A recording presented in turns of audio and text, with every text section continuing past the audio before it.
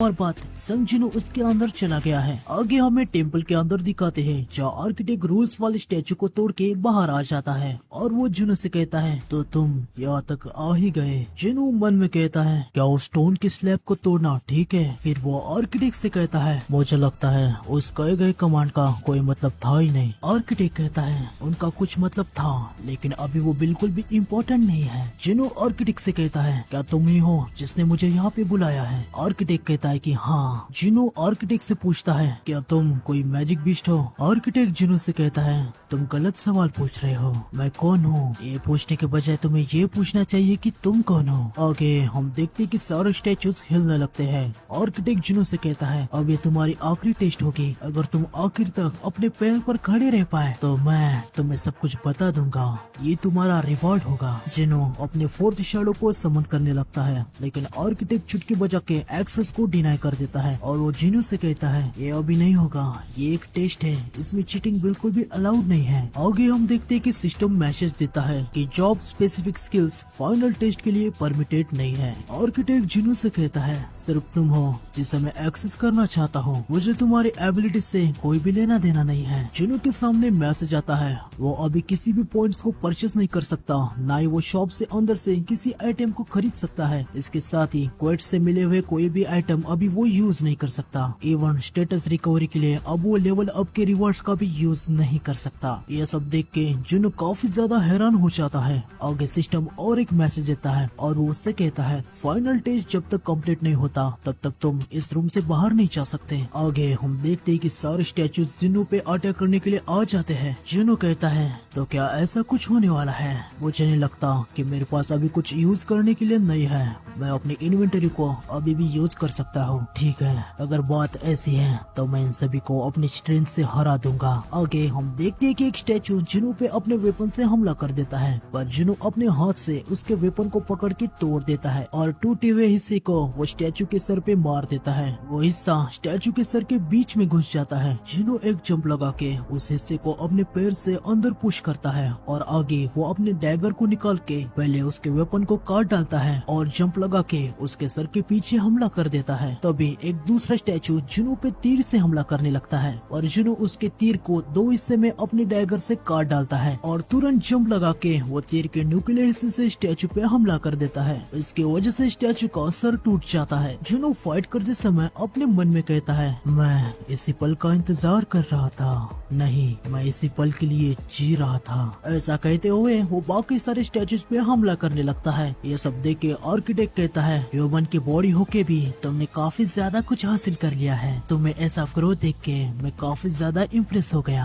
आगे हम देखते कि स्टैचूज काफी तेजी से मूवमेंट करके जुनू पे हमला कर रहे थे पर जुनू सारे हमलों को काफी आसानी से काउंटर कर रहा था। जुनू अपने मन में कहता है ये स्टैचूज इन्हें पहले देख के लग रहा था कि ये टेलीपोर्ट हो रहे हैं पर मैं अभी इनके मूवमेंट को देख सकता हूँ, इनमें से हर कोई बहुत ही ज्यादा पावरफुल है लेकिन मैं ये कर सकता हूँ। आर्किटेक्ट ऊपर से इन नजारों का मजा ले रहा था। वो कहता है तुम्हारी ग्रोथ सच में लाजवाब है लेकिन इस टेस्ट को इतनी जल्दी खत्म करना ये बहुत ही ज्यादा जल्दबाजी होगी। आगे हम देखते हैं कि गॉड स्टैचू भी बैटल में आ जाता है। उसे देख के जुनू थोड़ा सा नर्वस हो जाता है। ऊपर से आर्किटेक्ट कहता है अब ये गॉड की पूजा करने का टाइम है। आगे हमें मिस्टर गो को दिखाते हैं। इनसे मिलने के लिए मात्सुमोटो आया था।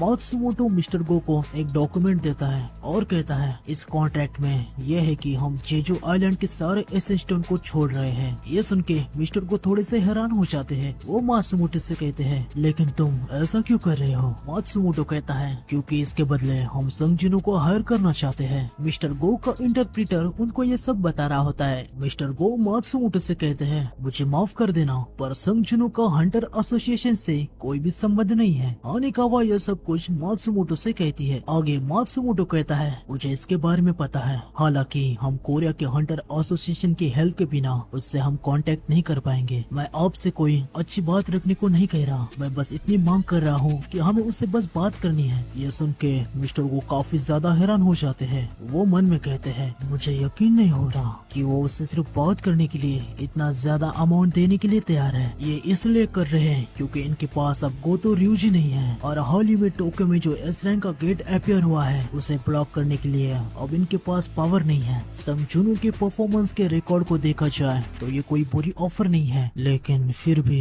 आगे हम देखते हैं कि मिस्टर गो हल्की सी स्माइल देते हैं और वो कहते हैं, मैं बिना इंटरप्रेटर की बात करना चाहता हूँ। ये सुन के मात्सुमोटो बहुत ही ज्यादा हैरान हो जाता है और वो कहता है, आपको जापानीज आती है? मिस्टर गो उससे कहते हैं, जब मैं छोटा था तो मेरे पापा को कुछ छोटे काम के लिए जापान के लिए जाना पड़ा था और मैं भी उनके साथ वहाँ पे आ गया था। आगे हम देखते हैं कि दोनों इंटरप्रेटर साइड में जाके खड़े हो जाते हैं। मिस्टर गो मात्सुमोटो से कहते हैं, चेयरमैन अगर ये आपकी कोई घटिया चाल है तो मैं आपको सुझाव देता हूँ कि आप इसे अभी बंद कर दे। ये सुन के मात्सुमोटो मिस्टर गो से कहते हैं, आप कहना क्या चाहते हो? मिस्टर गो उससे कहते हैं, मैंने सुना है कि ब्लेड गिल्ड ने आपके साथ नाता तोड़ दिया है। ये सुन के मात्सुमोटो एकदम से उठ जाता है और वो मिस्टर गो से कहता है, आपको ये सब कैसे पता चला? मिस्टर गो उससे कहते हैं, ये काफी आसान था, मुझे पता चल गया था कि कुछ तो गड़बड़ है जब ब्लेड गिल्ड ने हंटर एसोसिएशन से मिलने वाली फंडिंग को लेना बंद किया और सिर्फ गवर्नमेंट के सब्सिडी को एक्सेप्ट किया। Blade guild